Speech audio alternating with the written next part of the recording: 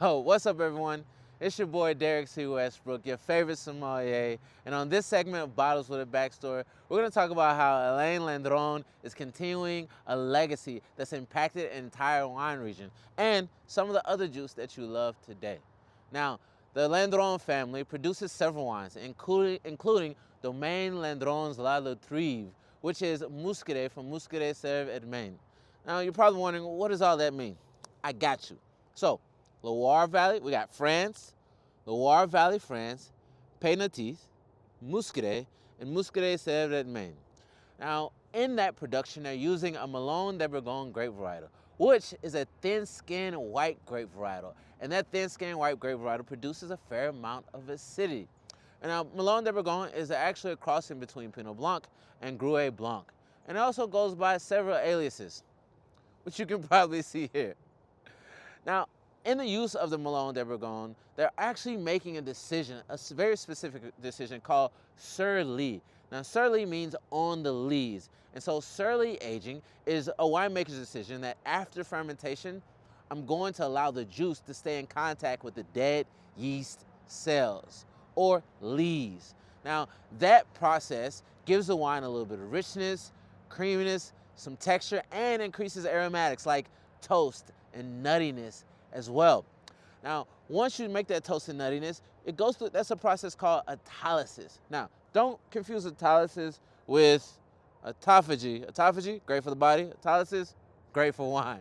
Now that you have that understanding of all of those attributes, let's talk about the Derrick C. Westbrook style guide for this Muscadet. Now, this Muscadet is going to be light, dry, crisp, with a smattering of richness. And the reason why you got crisp with a smattering of richness is you got this white grape varietal that has a lot of acidity, and you have that sur lie aging process that adds a rich texture to it. Now that you have an understanding of that, let's get into a little bit of history. Did you know that the Melon de Bourgogne grape actually came from Burgundy to Loire Valley in the 16th century? That's why it's called Melon de Bourgogne, which literally means Melon from Burgundy, France. Now we call it Melon, not Malone. Yuck.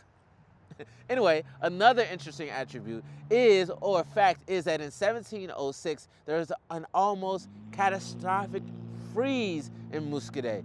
And the only grape withstanding was the Melon de Bourgogne grape varietal because it could reliably age or reliably ripen in the cool Atlantic climate.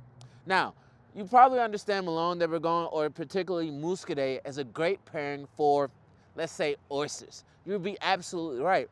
But also, it's a wine that can stand on its own now, and that's due to the Landron family. Well, mostly Joe. So Joe, great mustache Joe, Joe Landron is the reason why we find really great Muscadets now. But his daughter, Hélène, she's the coolest, because Hélène actually converted all of the vineyards into organic farming. She even brought animals into the farm to help the biome. So she's probably, if not the reason, why we've come to fall in love with really good natural wine. Now, well, you know, that's another soapbox for another video. So I gave you a lot of information. Let's do a quick recap, right?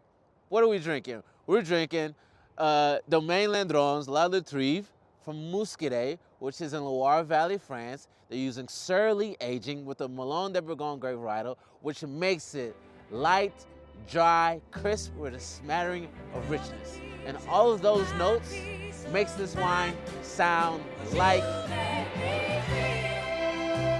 oh yeah. Well, there you have it. It's your favorite sommelier, Derrick C. Westbrook, giving you bottles with a backstory. Peace.